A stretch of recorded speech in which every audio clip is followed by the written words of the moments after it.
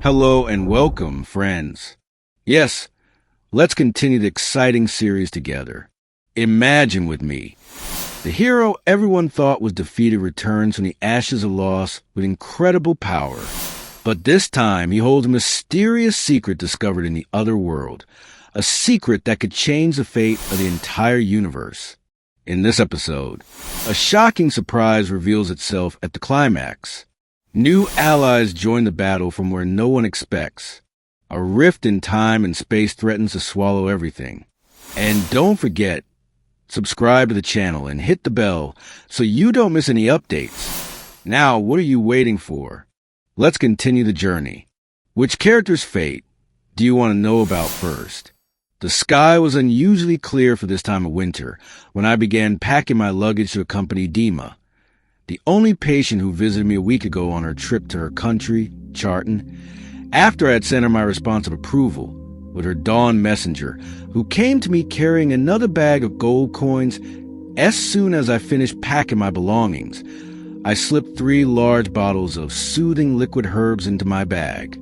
I had thought of giving them to her in doses along the way at regular times to avoid any epileptic seizures.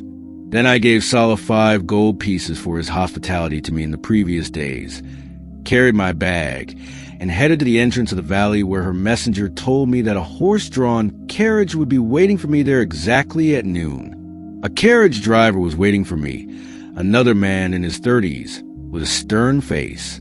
He was wearing a black sleeveless vest that showed his large muscles. He asked me in a hoarse voice when I approached him, "The doctor?" I said, putting my bag on the carriage surface. Yes, the carriage was loaded with canvas bags and sacks that occupied the entire back half of its surface. I realized that Dima had provided us with enough food and drink for our entire journey, which would take a full month, as she said. The carriage also had a white canvas roof that was enough to protect us from the heat of the sun. I said as I climbed in the carriage to sit on the other side, where the driver does not sit. "Where is Dima?" He said. "We will take her on our way from Wadi Al-Far. She is waiting for us there." Then he nudged his horse, and the carriage began to move, gradually moving away from that place where I had stayed for about a month. Narrator: What is your name? Sadiq. Narrator: And how much does the trip to Jartin cost? Sadiq: For Mrs. Dima, no charge. Sadiq: She was our brother's wife. The narrator knew she had married a man who died before their wedding, but was temporarily impressed by the man's chivalry. The narrator's awe of his size began to diminish, and they continued their chat about the valleys of Bani Isa. They passed more time before some tents appeared behind a small agricultural patch, and the driver turned the cart towards them. Narrator: Wadi Al-Far. He said, "These are its outskirts. Only one family lives in those tents. As for the rest, they are behind that mountain." And he pointed toward a mountain that appeared on the horizon, and he continued as he headed us towards the tents. "We won't have entered the valley itself. She is waiting for us there." And he pointed to nearby tents. Then we approached that place, and Dima immediately came out to us from one of the tents as if she didn't want to waste a single second. She gave the cloth language she was carrying to a friend who tucked him on the bags of cart. Then she lightly jumped onto the cart behind us and said to him, "Let's start our way to Jartin." Inside, I wish we had passed by the railway line I came from the Bani Isa, but when I asked Sadiq during our chatter before meeting Dima, he said, "Only a few people know the way to it. I am not one of them, but once we return safely with Dima and her child, I will show you one of them." And he ended his speech by saying, "But in any case, you won't encounter any railway lines until the coast of Akmasi." I nodded in agreement without speaking. I just wanted to be reassured that someone knew the way to her, but I wasn't going to leave Dima and return to my country before accompanying her on her journey and bringing her and her fetus back safely as I had promised her. Silence reigned over the cart after Dima joined us. The girl remained distracted most of the time while my thoughts were busy with my previous days that I lived without any real work, and about my mistake in coming to that valley in the first place, and my coming days that I don't know how they will be. And my mind began to form different images of 2 neighbors, scattered vague images that would only be confirmed by my seeing her. I didn't know if she resembled my country, which is built on remains of a vanished civilization, or if she would resemble the desert valleys of Bani Isa and its scattered poor houses. So I said to myself, 1 month, and I will see with my own eyes. As for my friend, he started whistling a tune with his mouth, as if he wanted to break our long silence, until the sun set and night fell. So he stopped for us and said, "We will spend the night here. We will only move during the day." Then he freed the cart horse, tied it to its rear, and lit a decorative lamp that was attached to its bottom. Then he threw me a wrapped piece of cloth and a heavy stove cover, and spread another piece for himself next to the cart and used one of the bags as a pillow, and slipped under his cover. So I did the same, while Dima slept covered with her cover on top of the cart. So I remember my herbs, got up and woke her up, and asked her, take 1 sip from one of the bottles. Then I returned to my floor bed, and neither of us spoke until my eyelids closed. We continued our journey at daybreak. And in the following days, our conversation began to increase a little. I spoke to Dima about my life in my country, the land of the ancient river. I was surprised when I told her that I had not found a single opportunity to work as a doctor in my country, and she told me that she was the one who sent one of her lover's followers with a bag of gold to the one who chose me to come to Bani Isa. Of course, she didn't mean me specifically, but fate chose me. She just wanted a doctor from our country. There was someone I told about the skill of our doctors, and she added to say, the one who sent the gold to the one who chose you is the same one who will bring you back to your country. So I said, hopefully, I hope so. Then she told me about 2 neighbors, Jartin, and life there, and about its strange rules in more detail than the time we talked about it. So I asked her suspiciously, did you really get your soul that way? She said yes, and my brother from my mother as well. So bags of gold that she distributes came to my mind, but I continued my conversation with her and said, but you don't even remember those the original soul loved? She said no. All my descendants are born with new feelings then completely with the soul being torn from the body. And are executions enough for your survival? She said until this day, they are enough. Not a single day of atonement passes without executions. You will see that there's a way of life there. I said, laughing, I am very eager to see that country. So she said, winking at me, don't worry. I will grant you what you want.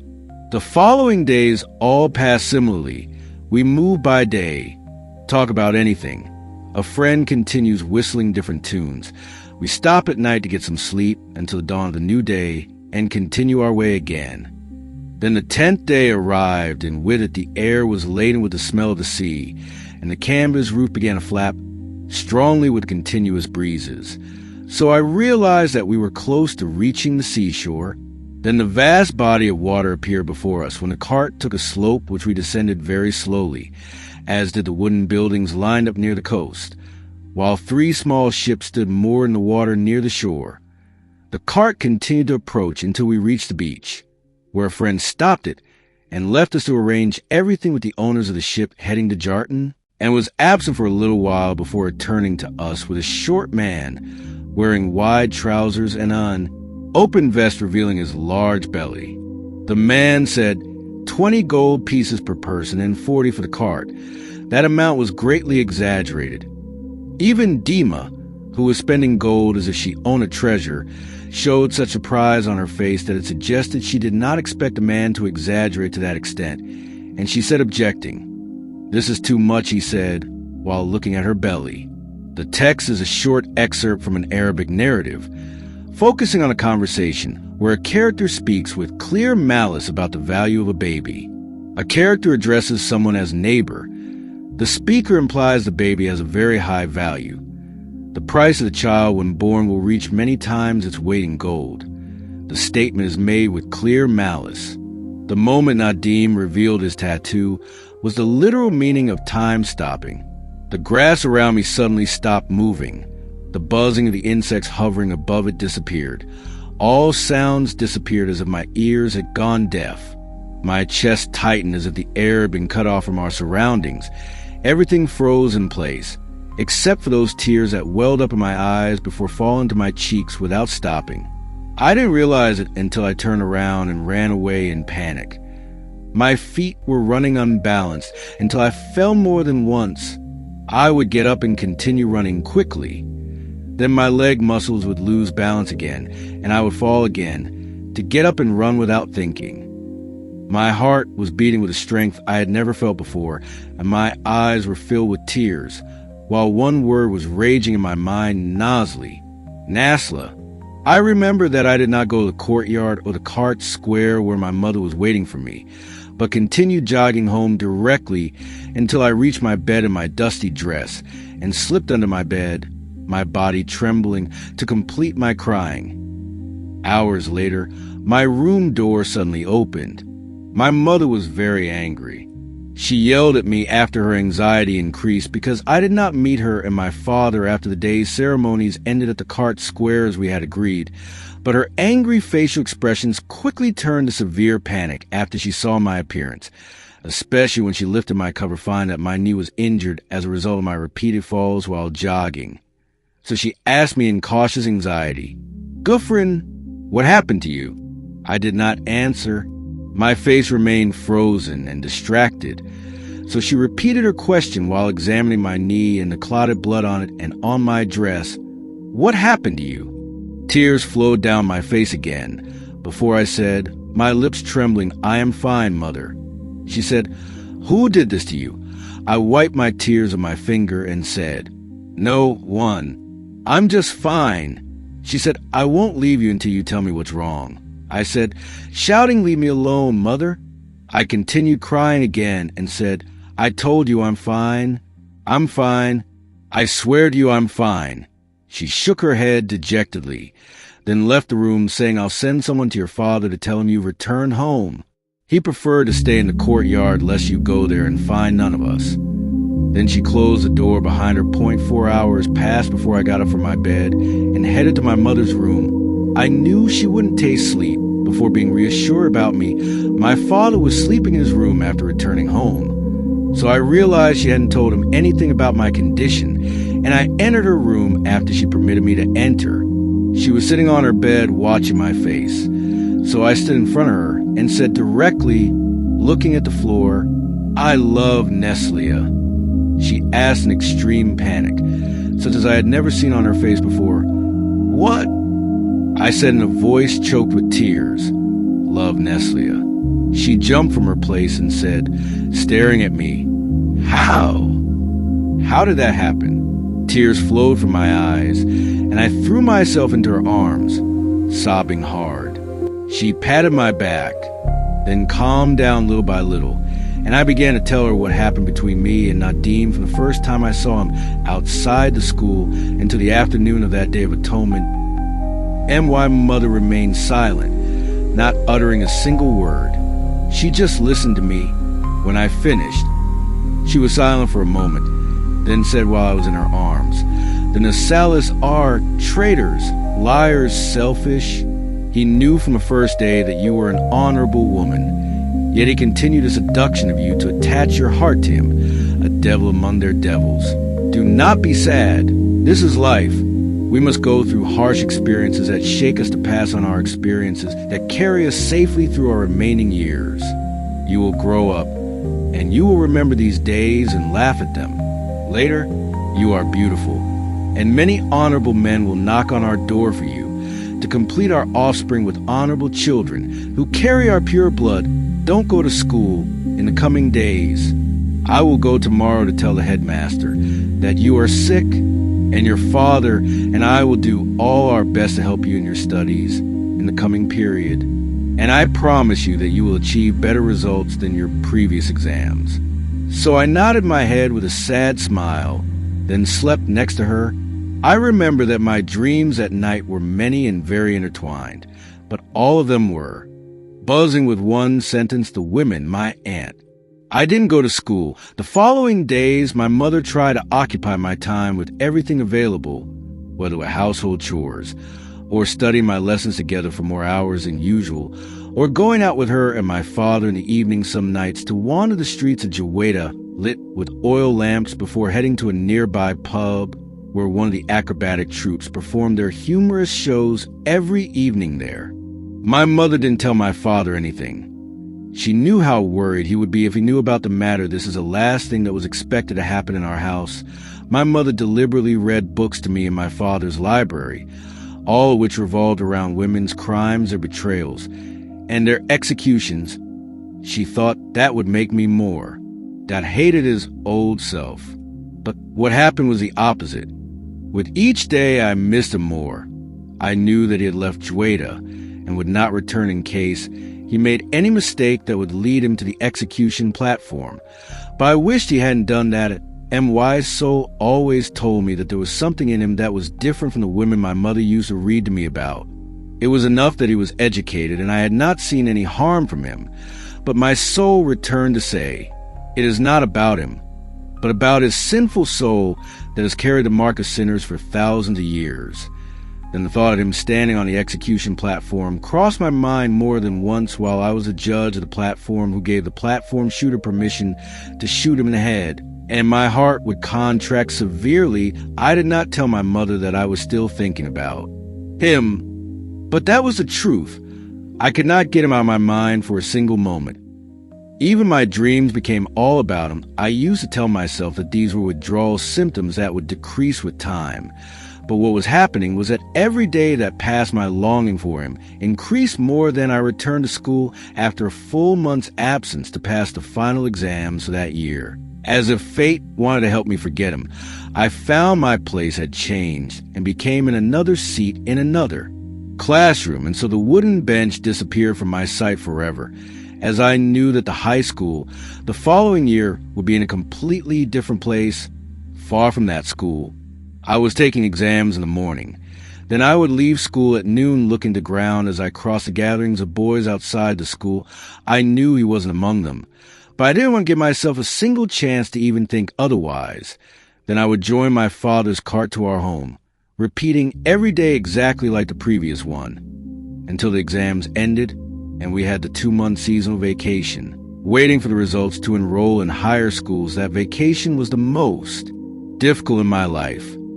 The nightly entertainment shows at the pub couldn't remove that emptiness I felt from my mind, not even the exam results. I wasn't extremely worried or anticipating them as I always was during my past years, even though those results were the most important in my school years. I just missed him. I missed the days of forgiveness with him. I missed the writings on the wooden seat and my name engraved in his handwriting in front of me. Even my soul, which always told me I would forget him with time, seemed to have given up, and the matter ignited within me again, then became more intense when I came across in one of the books the rule that permits the marriage of the men of Al-Nisai from the honorable women of Jartin, and I found myself searching for other books that talk about that specific rule. Then I took the opportunity of my mother going out to market and slipped into my father's room and asked him while holding one of the books, "Have you ever witnessed a nasty man marry a Sharifa woman in Juda's arena?" He said, "No," I said, alluding to the book in my hand. "But there is nothing prevent that," he said. "Yes, the rules do not prevent that. Nasty men have a right to marry whether from a nasty woman or a Sharifa woman, if they reach the age of 25, just like the honorable men. But where's that family that sacrifices its reputation and marries its daughter to a nasty man?" I said, "I read that a nasty man marrying a Sharifa woman removes the nasty attribute from him and gives his children honor after him." He said, "Yes, 2 of her Sharifa neighbors can appreciate her. That marriage, if completed, may erase the death penalty for a minor crime, even if they have already been issued. And the judges are satisfied with issuing a mitigated sentence, such as a one-time warning in honor of his wife." Then he continued, "But if the matter is repeated and he commits a small crime, his fate will be execution. Not only that, but his children will be referred to as descendants of execution, similar to him because they carry his blood. It is a complex matter that the fate of an entire family remains linked to the behavior of its head and the extent of his self-control that I wondered, but what if he did not commit any crime his entire life? He said, then he deserves to die like the honorable. His offspring after him carry complete honor. But in truth, I have not seen or heard of that throughout my years, neither in Jaweda nor in any other city of Jartin cities that I said. Perhaps because no one was given a chance. He said, no one can walk on the straight path their entire life. Humans by nature are sinners. What about the Nasali? We were lucky to be honorable. Many overlook our mistakes. But to live your whole life in fear of making a single mistake, it is a miserable life without pleasure in it. He added, if I were one of them, I would prefer to spend my entire life in their barren valleys, even if it cost me death by starvation, as I repeated my sentence. But if one of them got a chance and walked the straight path, as you say, without making a single mistake, they would die honorable, he said. Yes. So I nodded with a smile and got up with a relaxed expression and headed to my room, my heart beating with joy I thought would never come again. In my room, my mind became preoccupied with one thing only. What if I became a companion of that first offspring who dies honorably? From what I saw in our previous days, his soul is good and carries no evil at all. And I said to myself, what makes him insist on completing his education until his last day before reaching the age of 16, unless his soul is good and qualified to become honorable? It is the circumstances completely beyond his control that made him an offspring. I could have been like him if I were born illegitimately to a mother of a mams. Okay, my friends, that's all for today. We'll continue tomorrow. Goodbye.